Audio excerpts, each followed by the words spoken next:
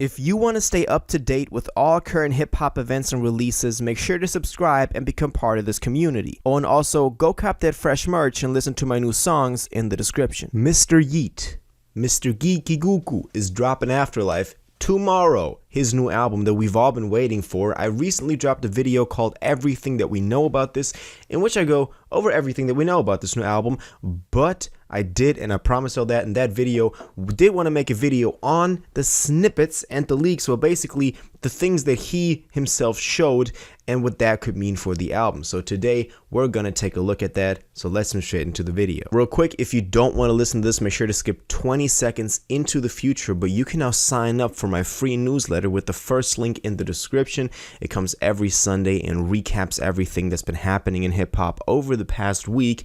Also, follow me on TikTok. I'm posting on there daily. You don't want to miss out on that. Now let's get into the video. So Yeat is dropping Afterlyfe tomorrow on February 24th. We're going to be live listening to it on Twitch tomorrow.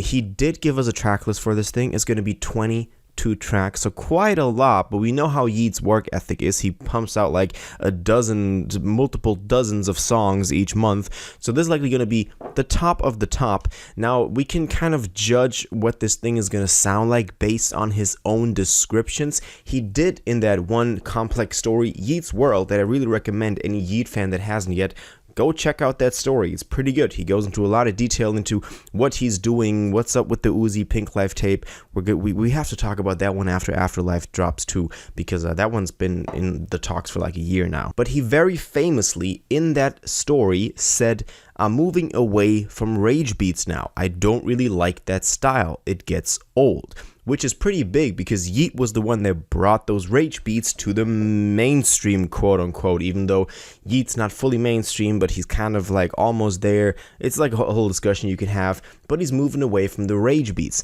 I can always give an example of what this could sound like, and I've said this in every video so far, but from the track Can't Stop It off of Life, his latest, EP that dropped, the 12th track, and it's 12, not 9.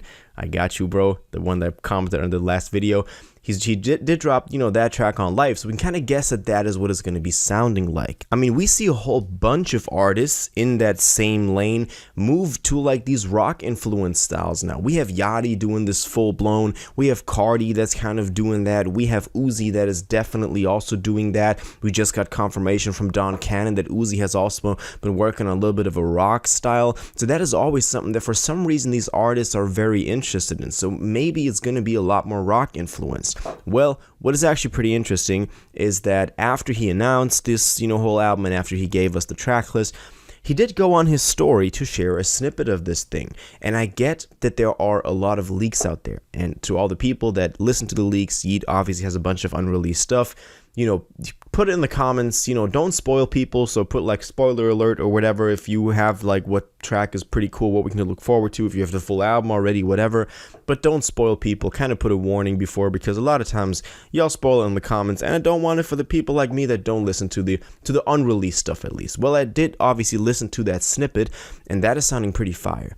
Now, what I can tell y'all is that this thing, you can go, watch it yourself. It's on YouTube. It's usually now put up under the name Split, even though I'm guessing this snippet will be the first track on the track list called No More Talk. No More Talk is also a pretty interesting title because obviously Yeat had a track called Talk, the only single for Life, which is also pretty big. And it's just brought him some M's of bitches the first of the month, because what you can hear in this snippet is that he's got this beat that like speeds up. So it could be like an amazing intro. Like if this is the intro and it goes hard, it goes from like a slower type style to then speeding up and becoming really like hard.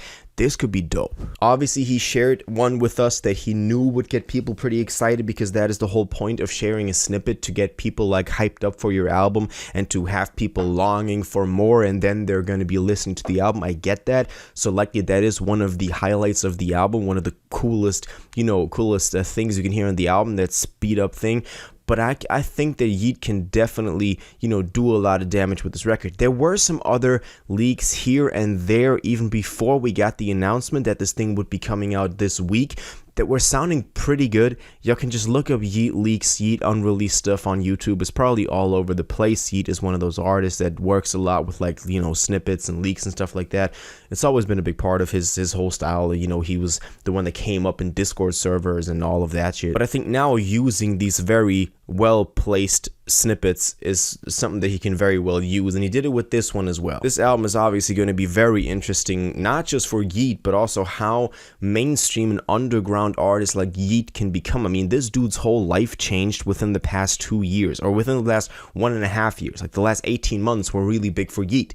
You know, like, I think like 2 years ago, he had like 10K Instagram followers or whatever, and then he got, you know, stuff like Up To Me dropped in 2021, like June or whatever, and he had, you know, those TikTok songs that kind of went viral. But then he was really able to capitalize off of that. Too Alive was a great record that kind of solidified his spot. But then also after that, the Minion track, for some reason he was able to secure that and, like, you know, kind of solidify that. Then Life was also an album that went pretty big. I mean, a lot of those tracks on there are going, you know, really well. Out the Way is going up right now. Like, I don't see why this thing only blew up like months after its release, but Out the Way is going crazy. Talk is going crazy. Flawless is going crazy. Yeat got a feature secured with NBA Youngboy. He was on his album. Now he got him on his own album. So Yeat is really moving up right now. And I think this shows a lot of these underground artists where they can take this. And it's so inspirational to see someone like Yeat do this. And all of this while still maintaining that same aura of, like, I can drop a snippet and people go crazy for it.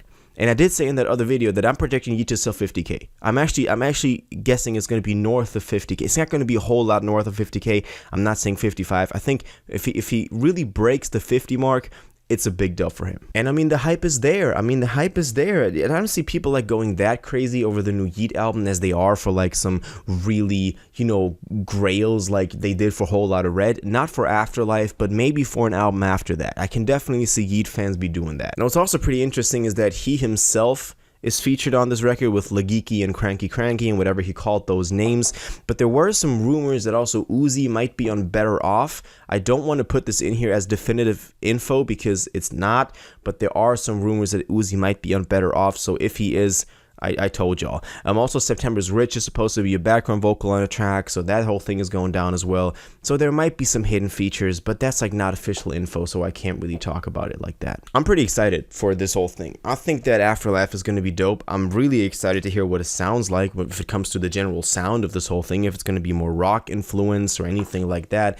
I'm definitely hyped for that. Let me know if you are as well. I want to get into discussion with y'all. Let me know what you think about this. Let me know what your expectations are. What features do you think could surprise appear on this record? And what are your hopes and expectations for this album? All of your thoughts on this, please let me know in the comments down below. If you watched this video to the end and liked it, and you want to stay up to date with all current hip-hop events and releases, make sure to subscribe, turn on notifications, hit that like button, and go follow my social media, and most importantly, join my Discord in the description. Until the next one, you'll have an incredible day, and y'all take care.